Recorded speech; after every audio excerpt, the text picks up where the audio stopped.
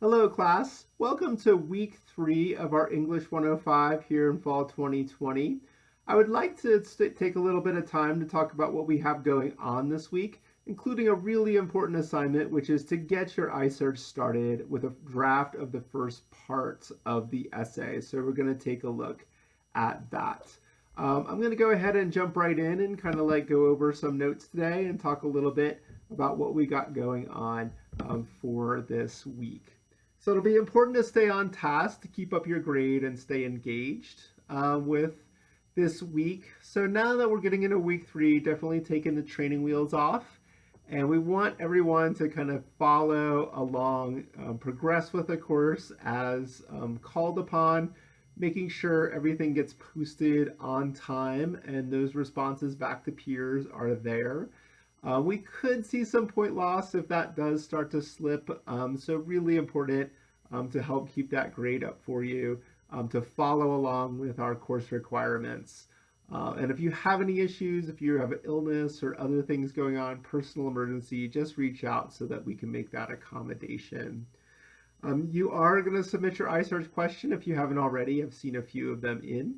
But you will submit that for Monday, so that's our first task of the week.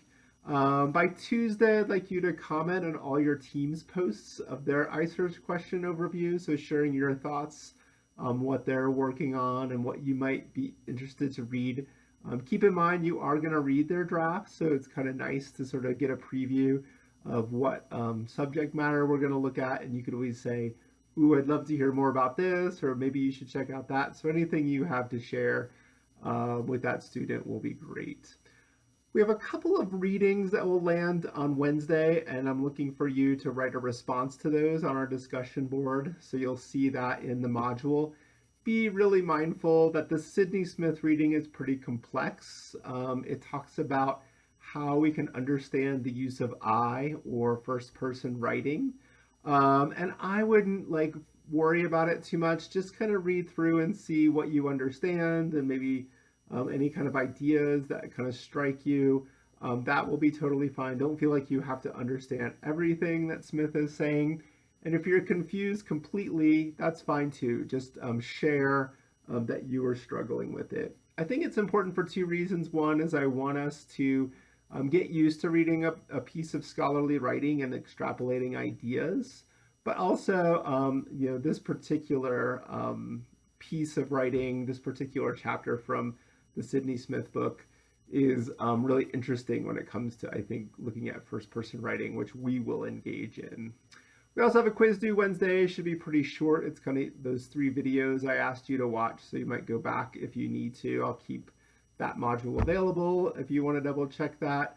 And then we have writing process visualized, read and respond to an example iSearch, and then that part 1 draft I just mentioned.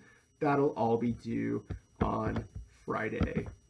Let's talk about this part 1 of your iSearch. So by the end of the week, you're going to write the part 1 of your iSearch, and this is going to allow you to set up the essay. It's the kind of project that you can kind of build on and write as you go.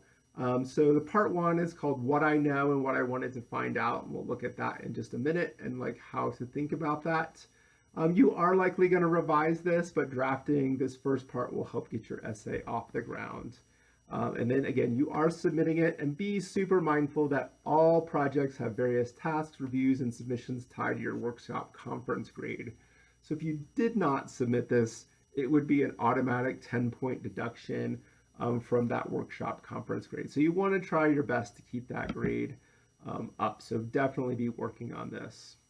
For that first part 1, I would suggest opening up the essay in a compelling way. What scene, moment, or idea could lead off the iSearch in a way that pulls the reader in? Try to avoid overly generalized or vague writing, particularly with those first sentences. Make it clear and or emphatic that the iSearch topic really matters to you. It should feel significant and relevant to your life. That's kind of the point of this particular essay. So that should really come through in part 1. Again, it's titled What I Know and What I Want to Find Out. So make sure it addressed these two concepts. You could include some preliminary research, but mostly this should connect to that title. Here's what I know, here's what I want to learn about. This part one should be a launching pad into the research and body of the essay. Consider how well it does this. And near the end of this part one, introduce your research question as your thesis. Work to make it refined and effective. So that's what we have going on for that part one. Some food for thought as you are developing it.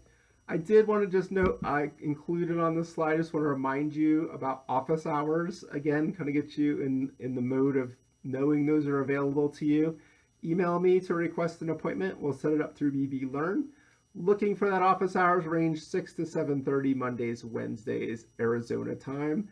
If you are joining us from Beijing, that's 9 to 10:30 Tuesdays, Thursdays. So that's what we'll be looking at.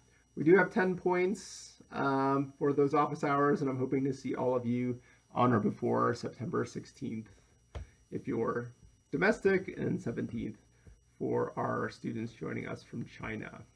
So that's all I had for this video. Hope you have a great week. Please reach out if you have any struggles, questions, concerns, things that aren't going well for you, like you're having trouble getting to something, whatever it might be. Reach out and I'm happy to help. We'll share a few notes this week here and there as we go along, just some reminders, and hopefully after that we can start getting into a nice groove for our semester. Good luck, everybody.